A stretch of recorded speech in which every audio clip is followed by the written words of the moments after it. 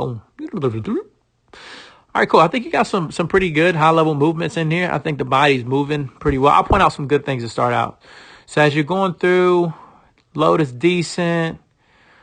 Foot gets down, that launch position, nice 45 degree angle, strong angle with the barrel. The back foot helps get those hips going. And I think palm up, palm down, you're shooting through pretty decently. All right. You're getting some good movements. I even like the high finish. I'm a big advocate for high finish. I think the extension is a whole lot better. You get through baseballs a lot better. You can cover more of the plate when you make that happen. So let's take this thing back. And now let's look at some things I think you could possibly just pay attention to and maybe look at changing. So right now, when you look at your elbow position, it's decently high, right? As you go, start to get to that low. You see, it's getting higher and higher and higher. The reason why that happens is because any positive movement that takes place, there has to be a negative movement to get energy going in the direction that we desire it to go. So naturally, the elbow starts to go up, which is getting that barrel to that 45 degree angle, right? It gets up there high. So now you went from that initial angle to that, but now you got to also imagine what's going to happen for the barrel in this case, right? The first thing the barrel is going to want to do is change direction because it has to get to the baseball. Like that's the negative movement that we're producing to get that positive movement of getting the bat going in the right direction. Here's the only problem. When that does happen, the first thing the barrel is going to want to do is going to change direction and head this way. Okay. So the more that elbow cocks up, the more that barrel is going to push to or past that 45. And the more it pushes past that 45 more of an acute angle, the more it's going to reverse plane. It reverses plane, which means you're going to have a tendency to get on the baseball. I know this because this is what happened to me.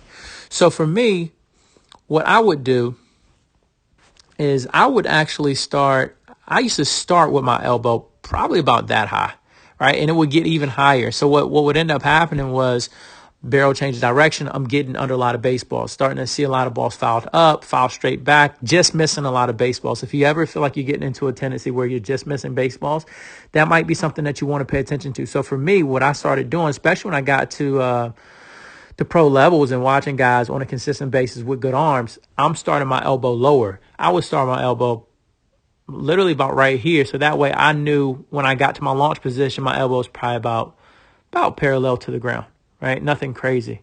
And I could be more direct to the baseball. I could work straight through baseballs a lot better. So that's the first thing. The second thing is this. As I watch you come through, looking at your front shoulder, watch your front shoulder. Your front shoulder, rotational movement starts from the ground up. You don't need your shoulders to hit baseballs harder in terms of creating rotational force. We need to preserve those to make sure we can work through baseballs as accurate as possible, drive the ball to all fields. But when that front shoulder pulls back like that, immediately what you're going to dictate is that to your bat is that primarily the best place is going to go with energy, with the right amount of energy, and with pop is going to be the left center field. So for a guy like yourself, if I'm working you as a pitcher, I'm probably going to bust you inside to see if you can get to that baseball being a lot shorter. Because if you can't be shorter, then you're either going to pull it foul or you're going to hook it or you're going to top spin it. And if that's the case, I mean, it's going to be harder for you to hit that double versus if you can keep the shoulder in and work through that baseball, you can smoke that thing, backspin it. It'll probably leave the park.